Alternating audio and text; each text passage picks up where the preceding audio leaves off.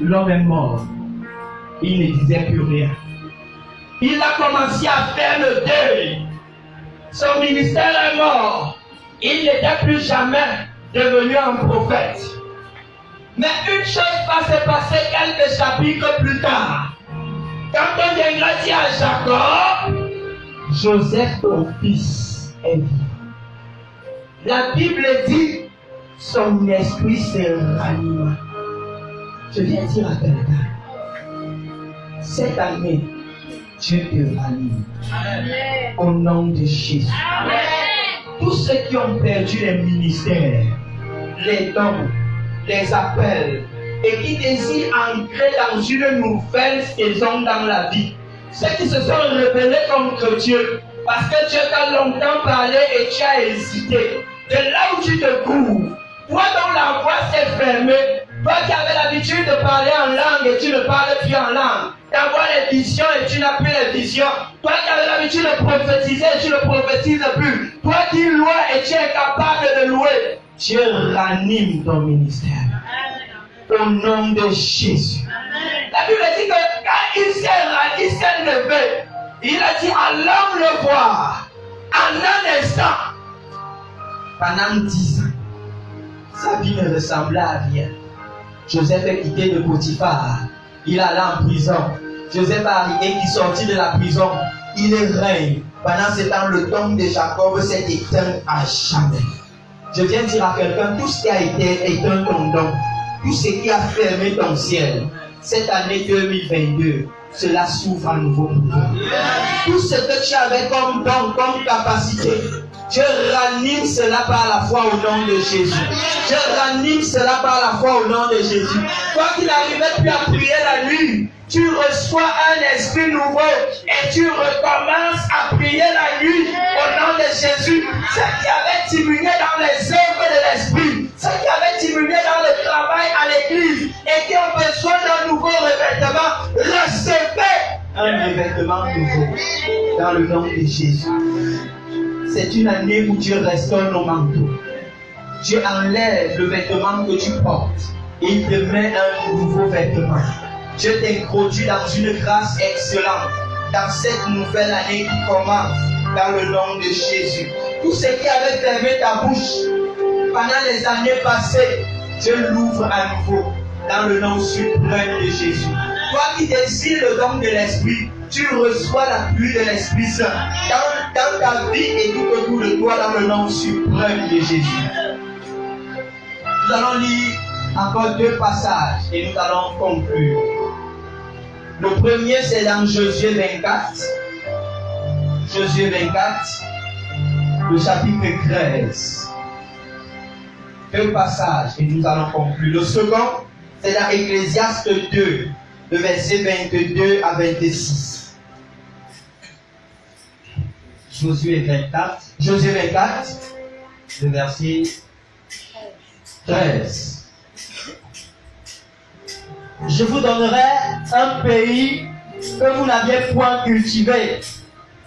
J'ai dit, dans cette saison de bonnes nouvelles, les lois familiales, les lois héréditaires, les lois de ce monde. Vous savez ce que le monde dit? Un homme ne récolte que ce qu'il a semé. Mais Dieu dit, je vais vous donner quoi? Qu'est-ce qu'il dit? Je vous donnerai un pays que vous n'avez point cultivé. Tu entres dans une saison où tu récoltes là où tu n'as pas semé. Tu entres dans une saison où tu récoltes ce que tu n'as pas semé. La loi qui dit l'homme récolte ce qu'il sème est dans l'ancienne alliance. Elle avait été dite à Adam quand il a péché. Mais est-ce qu'en réalité, les arbres qu'Adam a mangés, c'est lui qui a planté ça? C'est quand il est sorti du jardin, il a commencé à manger ce qu'il plante. Quand il était dans le jardin, dans la volonté de Dieu, tout ce qu'il mangeait là-bas, ce n'est pas lui qui a planté. Au contraire, Dieu disait seulement garde le jardin. Quand il n'avait pas le rôle de planter. Et Dieu dit, je te fais entrer dans la première bénédiction. C'est que tu n'as pas travaillé. Je viens dire à quelqu'un, Quelqu'un a passé le temps à travailler pour toi. Amen. Tu entres dans une saison où tu récupères les affaires de l'autre. Tu récupères les projets de l'autre. Tu récupères le poste de l'autre. Tu récupères la promotion de l'autre. Tu récupères le voyage de l'autre. Tu récupères la chose de l'autre. Amen. C'est ta saison. Oui. Des villes que vous n'avez point bâties. Il dit que les villes que vous allez voir, vous ne les avez point bâties. Vous ne les connaissez ni d'Adam, ni d'Ève. Mais d'autres ont coulé la sueur, d'autres ont travaillé jour et nuit. Et ils ne mangeront pas ces choses. Elles sont pour toi. Je viens dire à quelqu'un, tu entres dans une saison où tu reçois financièrement ce que tu ne mérites pas. Tu entres dans une saison où tu reçois matériellement ce que tu ne mérites pas. Amen. Tu entres dans une saison où tu reçois ce que tu ne mérites pas. Amen. Vous allez entendre prier pour mériter. Dieu dit, je vous donne sans mériter. Je vous donne sans mériter. Amen. Vous allez voir les vignes que vous n'avez pas plantées, oui, et que vous habitez, et oui, des vignes et des oliviers que vous n'avez point plantés et qui vous servent de nourriture. Oui. Maintenant, craignez l'Éternel. Craignez l'Éternel et servez-le avec intégrité et fidélité. Amen. Amen. Craignez l'Éternel. Servez-le avec intégrité. La crainte de l'Éternel renvoie à deux principes. La connaissance du Dieu que tu sers. Amen. Amen. Vous savez, beaucoup de personnes, il y a des gens qui croient que Dieu est le Dieu. Il y a certaines choses que Dieu ne peut plus faire aujourd'hui parce que les temps sont passés. Mais la crainte de l'Éternel voudrait que tu saches que Dieu peut faire tout ce que sa bouche a déclaré. Amen. Amen. Amen. Amen. Il peut faire tout ce que sa bouche a déclaré. Il est le Dieu qui dit que je fais enfanter les biches. Amen. Il dit que quand moi j'arrive, quand je parle, ma voix fait enfanter la biche. La biche n'était pas en période féconde. La biche n'a pas rencontré le biche. Amen. Mais quand ma voix tourne, amen, elle entre en période féconde, elle atteint toute la période de maturation de l'enfant et immédiatement l'enfant sort. C'est-à-dire la voix de l'Éternel est capable, lorsqu'elle arrive, lorsqu'elle tourne, elle est capable de produire ce qu'elle a dit qu'elle produit.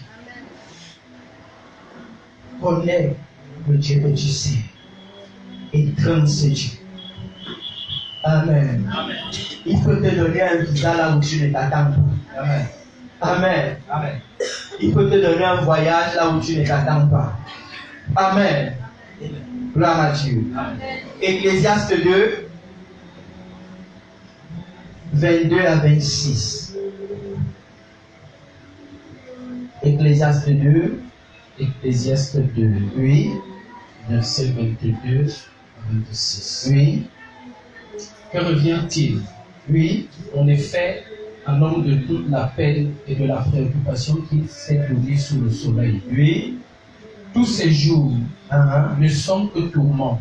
Oui. Ses soucis le tracassent. Son cœur n'a pas de repos, même pendant la nuit. C'est là encore une vanité. Il n'y a de bon pour l'homme que de manger et de boire, et de voir pour lui-même le bon côté de sa peine. Mais j'ai vu que cela aussi vient à la main de Dieu, de la main de Dieu. Qui en effet peut manger et jouir, sauf moi? Car à l'homme qui lui est agréable, Dieu donne la sagesse, la science et la joie. Mais aux pécheurs, il donne le souci de recueillir et d'amasser, afin de donner à celui qui est agréable à Dieu. C'est encore là une vanité et la poursuite du vent. Dieu dit au verset 26, relis-le. Car à l'homme qui lui est agréable. Quand Dieu trouve un homme qui lui est agréable, comment est-ce qu'un homme est agréable à Dieu? Amen. Amen. Quand il ne manque plus, il craint Dieu, ou alors quand il a reçu la justice de Dieu qui est Christ, il lui devient automatiquement agréable. Parce que la seule personne qui a été agréable à Dieu sur la terre, c'est Christ. Donc automatiquement, quand nous recevons Christ, nous devenons agréables à Dieu. Amen. Amen. Parce que sa justice habite en nous. Qu'est-ce que Dieu fait donc à celui qui a Christ? Dieu donne la sagesse, Dieu commence à lui donner sagesse, la science et la joie. la connaissance et la joie. Cette année est une année de sagesse. Amen. Parce que sans la sagesse, frère, tu peux rater tes opportunités. Tu peux passer à côté de tes opportunités. Sans la sagesse, Dieu peut te bénir et tous ces investissements-là partent dans l'eau. Yes. Voilà pourquoi à celui qui est sage, Dieu a un seul don à lui donner. Il lui accorde la sagesse, Yes. la connaissance et la joie. Yes. Reçois donc en cette nouvelle année 3 grâces pour fonctionner avec dans l'année de bonnes nouvelles. Premièrement, la sagesse dans la vie. Amen. Que chaque situation qui se posera au-devant de toi, qu'un esprit de sagesse te remplisse. Et je bénis Dieu parce qu'il est écrit, si quelqu'un manque de sagesse, qu'il à la demande, car Dieu est disposé à donner à celui qui la demande. Amen. Et puisque tu n'as même pas demandé, Yes. et que Dieu veut nous donner les bonnes choses, Dieu remplit ta vie d'une sagesse à nul autre pareil. Amen. En cette année. Amen. La connaissance. Amen. Vous savez, vous ne pouvez rien faire si vous n'avez pas la connaissance du domaine dans lequel vous voulez exercer. Yes. Voilà pourquoi Dieu vient déverrouiller une partie de ta vie, une partie de ton intellect et t'accorde la connaissance sur les situations qui viendront à toi. La connaissance pour savoir comment agir, la connaissance pour savoir comment interréagir, parce qu'on a besoin de cette connaissance. Et la joie, parce que Dieu n'agit pas dans la tristesse. Ce qui paralyse l'action de Dieu dans la vie d'un homme, c'est la tristesse. Je viens bannir la tristesse dans ta vie. D'ailleurs, la bonne nouvelle étouffe toute forme de tristesse. Tout ce qui t'a attristé en cette année 2021 qui vient de partir, c'est un manteau que tu as laissé. Un peu comme Bartimée a laissé tomber un manteau. C'est un vêtement que les hommes t'ont mis afin que tu le craignes pas partout où tu vas. Mais cette année, quand tu sortiras de cet endroit, tu n'auras plus jamais ce manteau. Aucune situation ne te fera pleurer. Aucune situation ne te fera trembler.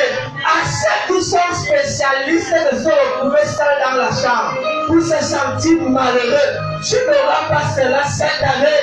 Parce que Dieu t'accorde la joie. Et je le dis, soyez toujours joyeux. Je le répète, soyez toujours joyeux. Oui, continue. Mais aux pécheurs, il donne le souci de recueillir et d'amasser. Je viens dire à quelqu'un, il y a quelqu'un qui se soucie et qui amasse ce dont tu as besoin. Toi, ne te soucie pas de ça. Il y a quelqu'un qui en ce moment, il se soucie, il amasse. Vous croyez que le riche insensé qui disait, mon âme, réjouis-toi, maintenant, on va bien manger.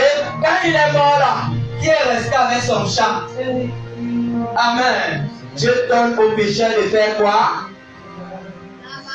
Afin d'amasser, de recueillir et d'amasser, Oui. afin de donner à celui qui est agréable à Dieu. Afin de donner à qui? À celui qui est agréable à Dieu. Je vais dire à quelqu'un, quelqu'un va abandonner une affaire. Il n'abandonne pas cela pour rien. C'est parce que Dieu veut te donner cela. Amen. Parce que tu lui es agréable. Il y a des gens qui ont fini d'amasser, mais cette année, tu entres dans leur bénédiction. Tu entres dans leur bénédiction, c'est Dieu qui le dit. Les vies que vous n'avez pas travaillées, ce que vous n'avez pas fait, devient votre sujet de joie. Et votre partage en cette année que vous faites. Est-ce que quelqu'un peut se lever?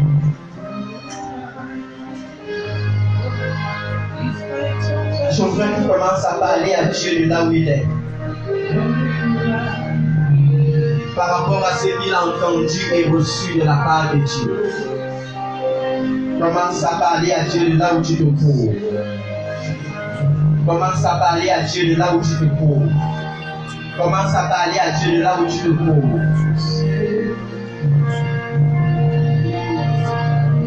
Seigneur, merci pour cette nouvelle saison que tu lèves dans la vie de ces enfants.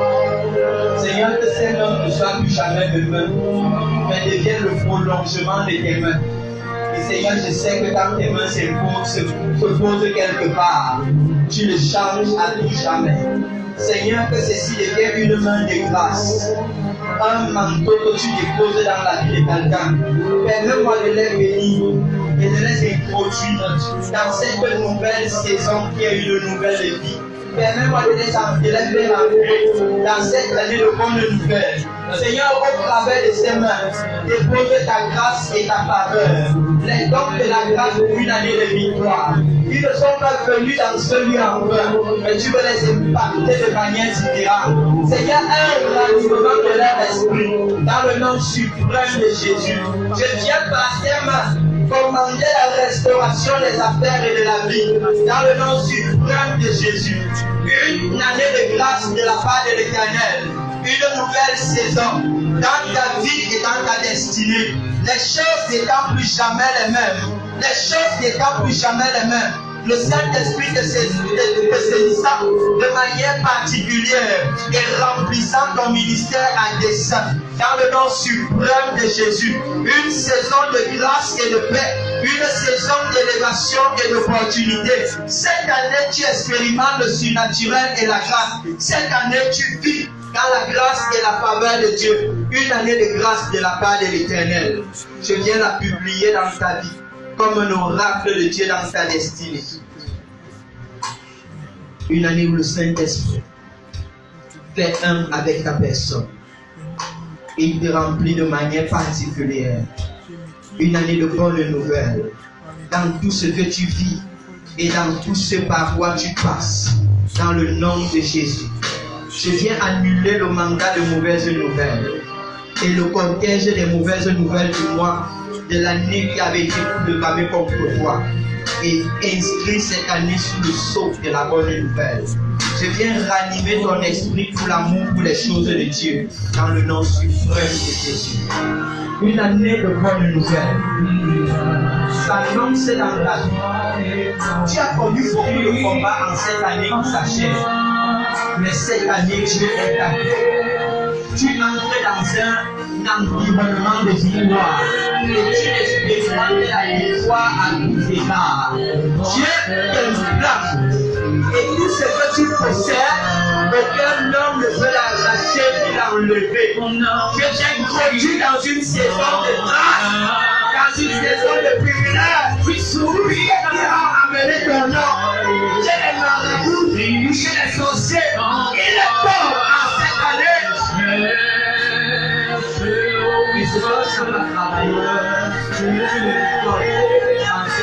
Le plaisir est dans le nom. Je crois à l'appel que tu as mis sur ta vie. Et cette année, je réalise le nom. Tu viens de avec tes données. Il y a des miracles dans cette année où tu voyais le ciel s'ouvrir. Et tu pourrais prophétiser sur la vie des hommes. Le rédacteur Père, le restaurateur des brèches. Je viens restaurer cela dans sa vie maintenant. Reçois.